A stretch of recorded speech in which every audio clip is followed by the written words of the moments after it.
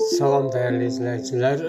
Bu günlər canlı yayım açmaq məqsədim bir 5-10 dəqiqə sizlərlə fizionomiya və fitoterapiya məsələləri ilə əlaqəli söhbət eləmək fikrim var.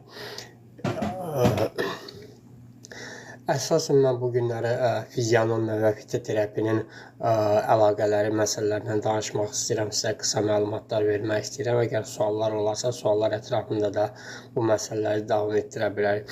Fizionomiya və fitoterapiya bir-birinə bağlı olan bir məsələdir. Belə deyək, barmaqlarımızda, əlimizdə, üzümüzdə o qədər sağlamlıqla əlaqəli məsələlər var ki, problemlər var ki, bunu bir həkim bilərsə, müthiş bir şey olar. Yəni ki, o həkimin qəbulundan insanlar düşməz və belə deyək, o çox məşhur bir həkim olar. Mən son 4 ildə öz təcrübəmdə də görürəm. Düzdür, mənim tibbi təhsilim olmasa da, amma fitoterapiya məsələlərində, insanlara tədavi məsələlərində də bunu çox qarşılaşıram, çox görürəm. Belə deyək, barmaqlarımız üzərində bütün orqanları görmək olur. Eyni zamanda da hər barmaqdan bir orqanını görmək mümkündür. Bu barmaqlar haqqında qısa videolar paylaşıram. Mütəmadi olaraq barmaqlardan da videolar paylaşıram. Ən çox da mən fikir verdiyim məsələ də fitoterapiya məsələləridir. Əgər belə deyək, hər bir insan eyni səbəbdən dolayı xəstə olmur. Bu olma səbəbləri, insanların xəstə olma səbəbləri də müxtəlifdir və yaşadığı yerə görə də, cinsinə görə də, yaşına görə də bunlar müxtəlif anlamları vardır. Eyni zamanda fizionomiyada da bu ayrılır. Misal olaraq belə bir məsələ çəkmək istəyirəm. Göz qırağında olan cizgilər var. Bu 25 yaşa qədər də çıxa bilir və yaxud da 25 yaşdan sonra da çıxa bilir.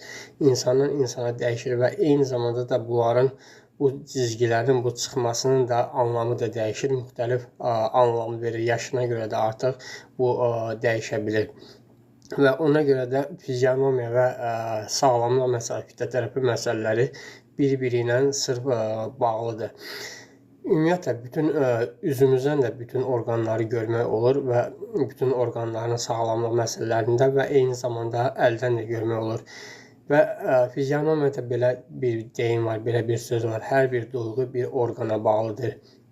Əgər bir orqanda bir narahatçılıq, sorun, sıxıntı varsa, bu ilk olaraq belə deyək, bunun duyğusal, psixoloji alt mənası var və daha sonra olaraq fiziki məsələlər var. Mövlana'nın çox gözəl sözü var. Mövlana deyir ki, xəstəlik ilk olaraq ruhda baş verir, daha sonra ət bədənə sirayət edir. Ruhda baş vermək nə deməkdir? Psixoloji olaraq insanda narahatçılığın yaranma məsələsi artıq ruhda hansısa bir sağlamlıqla əlaqəli bir narahatçılıq, sorun, sıxıntı olması deməkdir. Və daha sonra bu isə bir orqana artıq olaraq o sirayət edir. Və əgər bu orqanda bir narahatçılıq varsa, bu da o deməkdir ki, bunu tətikləyici bir duyğu vardır. Yəni ki, hər hansısa bir duyğunun çox qalın yaşaması. Misal olaraq, biz ən çox toplumumuzda gördüyüm və analizlər nəticəsində də qarşılaşdığım ən çox insanlarda bugünkü gündə qaraciyərlə əlaqəli problemlər həddindən artıq çoxdur. Bu da nəyin səbəbidir? Bu da insanın əsəbdən, stressdən və toplumumuz əsəb stres məsələlərini bugünkü gündə çox yaşadığına görə də bu qaraciyərə təsir edir. Qaraciyərdə müəyyən problemlər var, müəyyən xəstəliklər var. Burada da belə deyək, ilk olaraq qaraciyərdə toksin birikintisi olması əlamətləri var, sonra hepatitlər var və sonra qaraciyərin özünün bir çox sorun, sıxıntıları var. Bu eyni zamanda duyğularla əlaqə olaraq qidalanma məsələlərində də birbaşa əlaqəli olur. Burada da həzm məsələlərinin pozulması məsələlərində də qaraciyərdə problem ola bilir. Mədə, bağırsaqlar ilk olaraq narahatlıq yaranır, daha sonra qan məsələləri, qaraciyər məsələləri və s. və ilə axıra. Bu xırdalıqla detallarına çox getmək istəmirəm. Ümumi olaraq bu günləri səhər 5-10 dəqiqəlik bir canlı efir sizlərlə paylaşmaq istədim ki, fizionomiya, yəni ki, mənim də əsas məqsədim odur ki, fizionomiya olmadan fitoterapiya məsələləri və tibbi məsələlər həmişə geridə qalır. Bugünkü gündə də mən bir qısa video paylaşmışam. Müasir tibb kəsib doğrama cərrahi məsələlərdə superdir. Bu şeylər super biri kəssin, doğrasın, nə bilim, onu buna culasın, yapışdırsın, belə şeylərdə. Amma niyə görə bu vəziyyətə gəlir çıxır? Niyə görə orqanlar bu vəziyyətə gəlir çıxır ki, bu da cərrahi məsələlərə məcbur qalır. Həkimlər də bu cərrahi məsələlərə məcbur qalır. Ona görə ki, onun da səbəbi odur ki, bugünkü otoimmun xəstəliklərini müasir tibb təsbit edə bilmir. Ona görə ki, burada fizionomi o devrəyə girir. Fizionomi ilə bütün otoimmun xəstəlikləri və yaşadığı duyğulardan dolayı hansı xəstəliklər yaşana biləcəyini təsbit eləmək olur. Misal olaraq bir misal da çəkmək istəyirəm. Bunu hər kəs internetdə araşdıra bilər, internetdə oxuya bilər. Mən özüm də araşdırma eləmişəm. Gözlərdə bütün orqanların xəstəliklərinə əlaqəli təsbitlər etmək mümkündür. Gözdən tək gözün özündən bütün orqanların problemlərini görmək olur. Bunun da elm olaraq bunu insanlar, alimlər daha doğrusu bir iridoloji elmi olaraq bunu adlandırırlar və bununla əlaqəli çox yazılar var, çox böyük kitablar var və eyni zamanda da yəni ki, gözlər üzərində yerləşən orqanlar nöqtələri var. O nöqtələr haqqında da çox geniş məlumatlar var iridoloji elmi ilə. Amma tək gözlərlə yox, biz eyni zamanda da burundan, üzdən, qulaqlardan və hətta dildən də bütün xəstəlikləri, bütün orqanların problemlərini təsbit edə bilirik. Amma burada bir məsələ var. Əgər xəstəliklər patoloji səviyyəyə çatmayıbsa, bunu fizioterapi vasitəsilə daha rahatdır, daha tez təsbit etmək, müalicə etmək, tədavi etmək daha doğrusu mümkündür. Əgər patoloji səviyyə çatıbsa, biraz necə deyərlər, keçmiş olsun deyirik. Ona görə də bugünkü gündə müasir tibb əgər xəstəliklər patoloji səviyyəyə çatıbsa, artıq onu müalicə edə bilmirlər. Yalnız simptomları ilə oynayırlar. Yəni simptomları yox etməyə çalışırlar. Bu da ki, çox hallarda da insanların ömür boyu belə deyək, kimyəvi dərmanlardan asılı vəziyyətdə qalmasına səbəb olur.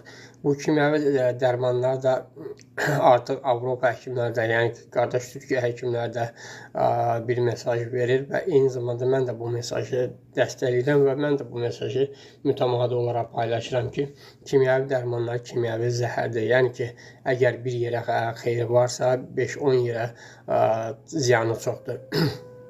Ona görə də mən maksimum dərəcədə artıq 2017 ildir demək olar ki, kimyəvi dərmanlardan artıq uzağam. Kimyəvi fizioterapi məsələləri ilə və fizionomi məsələləri ilə geniş məşğul oluram və bacardığım qədər də insanlarla bu barədə paylaşım edirəm. Adi 2 gün bundan öncə yəni ki, paylaşdığım gicitkan otunu əleykum salam.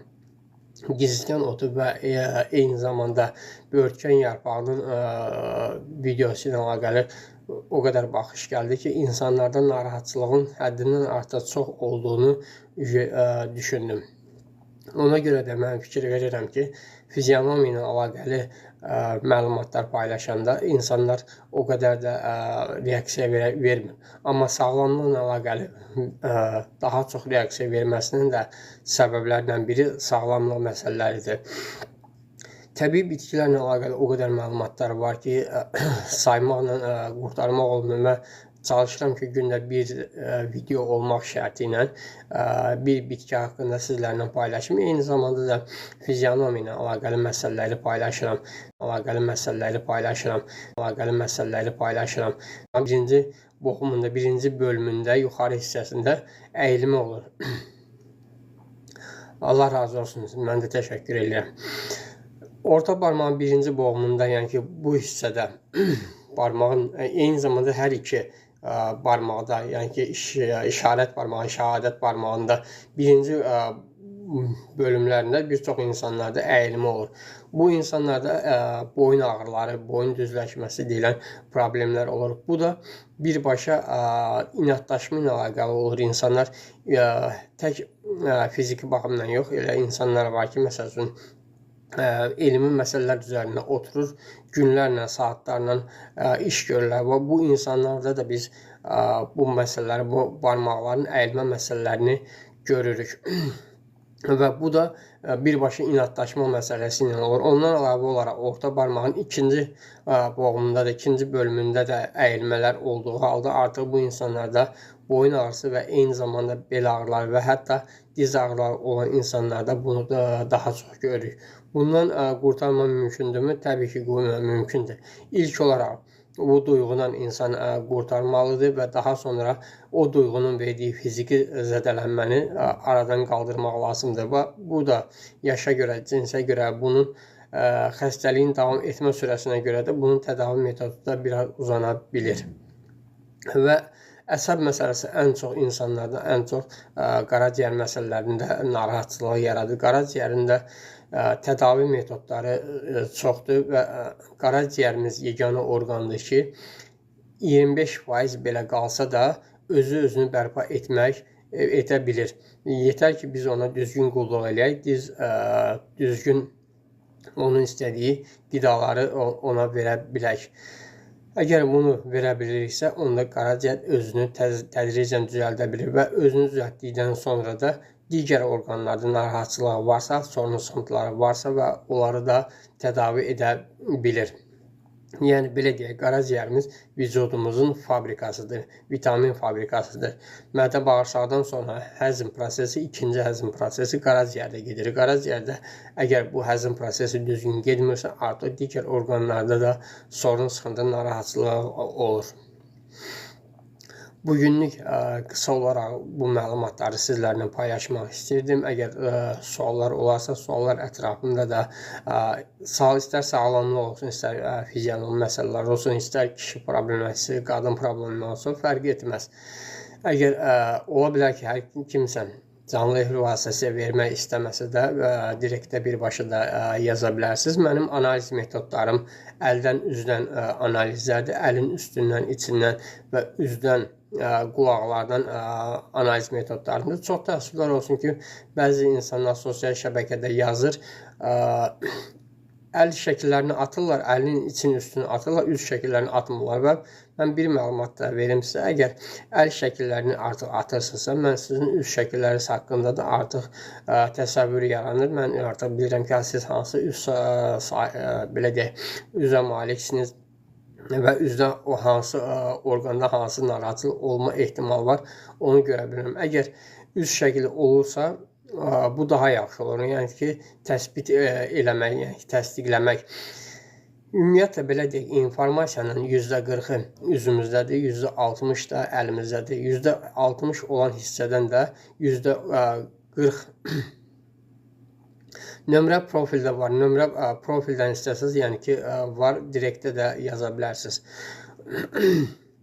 Birbaşa nömrəyə də WhatsApp üzərindən yazsınız, daha yaxşı olur. Zəng eləməyə biraz bəzi hallarda cavab verə bilmirəm, amma WhatsApp üzərindən yazıldıqda da vaxt olan kimi, yəni ki, boş olan kimi mən dərhal dönüş edirəm, qayıdış eləyirəm.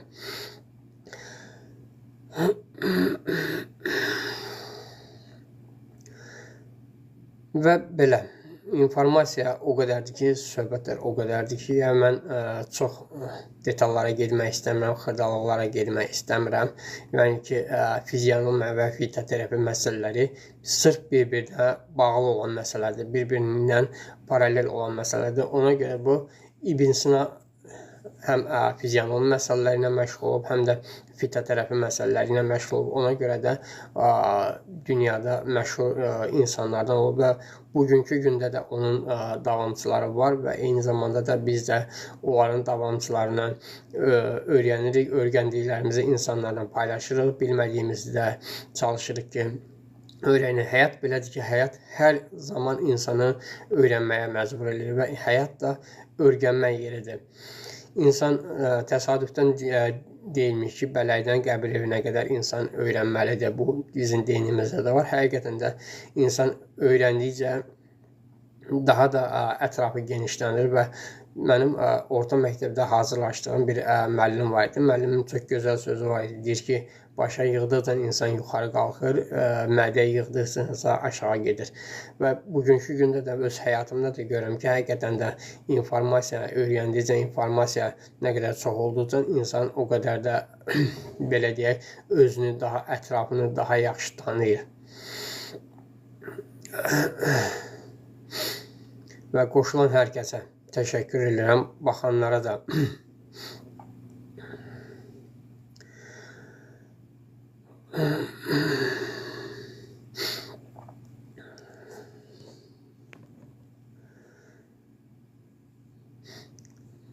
Mən canlı yayımı 5-10 dəqiqəlik nəzəri ilə açmışdım. Ortaq yayın siz dəvət edirsiniz, siz analiz almaq istəyirsiniz, yoxsa nə ilə əlaqəli?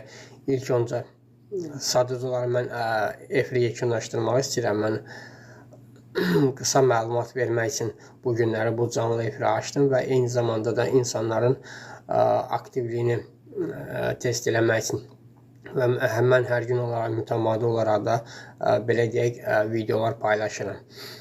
Əgər nəysə sual varsa sual yaza bilərsiniz.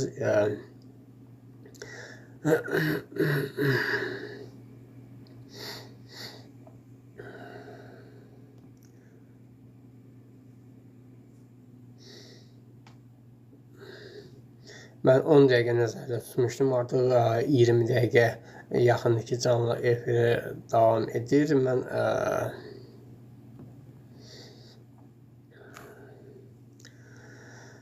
və qısa olaraq bu günlərə bu barədə sizlərə məlumat vermək istəyirdim. Barmaqlar haqqında çox danışa bilərəm. Barmaqlar haqqında, ümumiyyətlə baş barmaq haqqında, 4 barmaq haqqında, hər barmaq ümumilikdə bütün orqanlar və eyni zamanda hər bir barmaq bir orqana bağlı olduğu məsələləri var. Bu detalları, xırdalıqları çoxdur. Bu xırdalıqlara getmək istəmirəm, açıqlamaq istəmirəm. Qısa olaraq, ümumi olaraq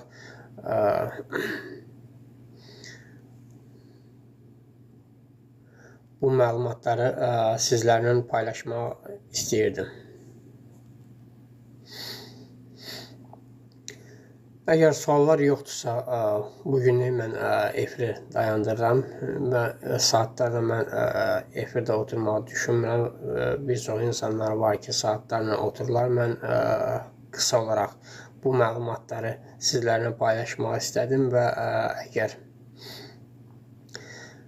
hər kəsə, qoşulanlara, bəyənənlərə, hər kəsə təşəkkür edirəm və bugünlük bu qədər. Yəqin ki, növbəti günlərdə vaxt olarsa canlı efirəm.